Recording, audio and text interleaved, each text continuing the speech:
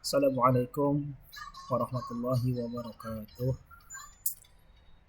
Di video kali ini saya ingin sedikit cerita tentang pengalaman saya mengikuti seleksi CPNS Kementerian Agama tahun 2024. Di awal tahun 2024, ketika pemerintah mengumumkan akan ada wacana pembukaan CPNS di pertengahan tahun atau di penghujung tahun 2024, saya ketika itu mulai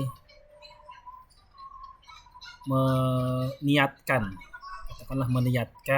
dan berusaha untuk mempersiapkan dari jauh-jauh bulan, bukan jauh-jauh hari tapi jauh-jauh bulan untuk mengikuti seleksi CPNS yang nanti akan diadakan oleh pemerintah. Kemudian ketika itu saya ingat di bulan puasa, ketika itu di tahun 2024 bulan puasa itu kalau tidak salah di bulan Maret. Nah, karena kita tahu ya kalau di bulan puasa itu kan adalah buat insya Allah ketika kita berdoa, doa akan diijabah. Kemudian saya sudah meniatkan dari mulai puasa pertama sampai 30 hari ke depan, saya akan niatkan untuk melaksanakan sholat tahajud minimal 2 rakaat dengan kontinu tanpa terputus. Di samping saya juga mengisi waktu ketika di samping kekosongan ketika nggak kerja, yaitu dengan tadarus Al-Quran. Kan di situ saya berdoa ketika selesai sholat tahajud, ya Allah, gitu kan, saya ingin sekali menjadi PNS dan insya Allah di akhir tahun ini pemerintah akan membuka penerimaan CPNS, maka aku berdoa kepada Engkau dengan waktu yang mustajab ini, dengan di bulan puasa ini, untuk bisa meloloskan saya pada seleksi CPNS tahun 2024 ini kan. Singkat cerita, kemudian datanglah masa saat mulai pendaftaran CPNS. Ketika itu kalau tidak salah di bulan Agustus atau September. Nah, ketika itu saya memilih di instansi pusat, yaitu di Kementerian Agama. Nah, pada saat itu untuk di instansi pusat Kementerian Agama belum dibuka. Walaupun saya sudah bikin akun di SSCISN, tetapi ketika saya pilih untuk Kementerian Agama belum ada pilihan. Mungkin karena ketika itu masih menyelesaikan administrasi di internalnya, kan.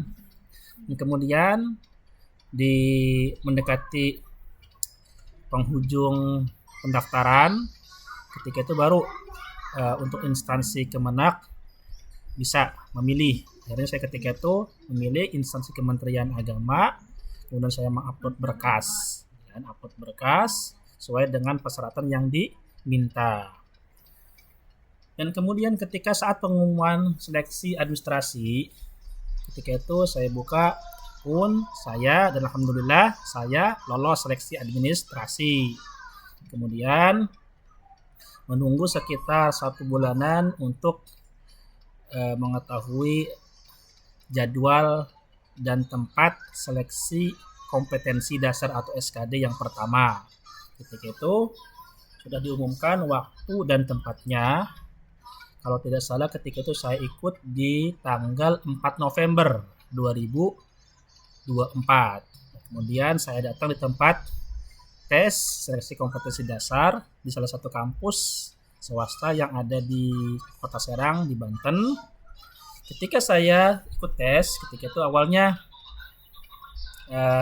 katakanlah saya memang belum ada persiapan sama sekali, karena ketika itu saya katakan kalau bermasalah belajar, saya nggak belajar, jujur ini saya nggak belajar ketika itu, karena memang sedang fokus untuk menyelesaikan PPG atau pendidikan profesi guru yang sedang saya lakukan ketika itu. Nah, kemudian ketika selesai tes, kalau tidak salah yang saya masih ingat ketika itu peserta atau saingan saya ada sekitar 273 dengan kebutuhan formasi di Kanwil Banten, Kementerian Provinsi Banten ada 8 untuk jabatan formasi yang saya pilih, gitu ya. Kemudian setelah selesai tes, saya melihat nilai saya yang ada di layar setelah selesai tes SKD. Di situ saya lihat nilainya. Kemudian karena ada live score, saya penasaran lihat live score di YouTube. Nah, di YouTube saya lihat live score di YouTube. Nah, ketika saya lihat live score, ketika itu saya di urutan 25, di urutan 25. Sedangkan yang kita ketahui bahwasanya kan yang lolos ke tahap berikutnya itu adalah yang apabila nilainya mencapai passing grade dan 3 kali formasi. Jadi kalau hitung-hitungan itu urutan 1 sampai 24, ya kan? Sedangkan saya ketika itu di urutan 25. Nah, tetapi saya masih ada harapan ketika saya melihat ada di urutan nomor 12 yang memang secara nilai dia itu lebih tinggi dari saya, tetapi dia ada bagian dari itu entah itu TWK saya lupa atau TU-nya dia itu yang tidak mencapai passing grade. Sehingga ketika saya masih berharap semoga nanti ketika pengumuman SKD-nya saya lolos gitu kan. Sampai datang ketika itu pengumuman SKD gitu kan. Ketika itu kalau nggak salah Kementerian Agama itu masih di akhir-akhir pengumuman seleksi SKD, jadi seleksi pengumuman SKD gitu kan.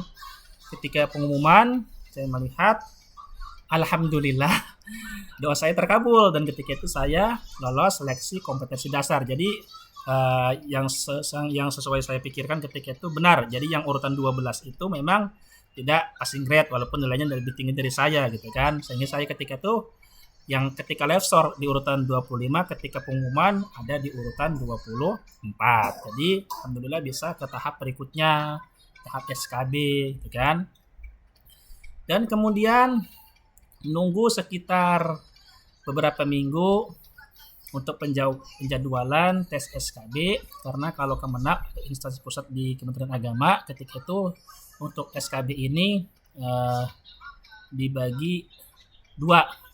Ada SKB CAT, ada SKB tambahan. Dan ketika itu di SKB tambahan selang sekitar 1 bulanan saya mengikuti, dan ketika itu saya yakin saya ingin di SKB CAT ini saya bisa katakanlah lompat peringkat yang tadinya ketika SKD saya peringkat ke-24, saya ingin ketika SKB CAT ini nilai saya naik gitu kan.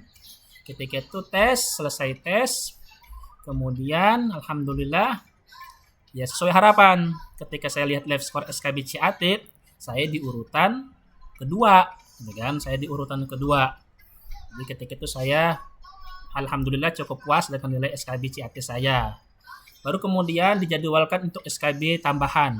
Karena di Kementerian Agama itu ada SKB tambahan yang berupa praktik kerja, yang dimana ketika itu karena saya memilih formasi guru, jadi ketika itu ada praktik mengajar atau micro teaching, dan kemudian juga ada sedikit soal tentang pemahaman terhadap agama kita seperti praktik baca Quran dan baca tulis Al-Quran.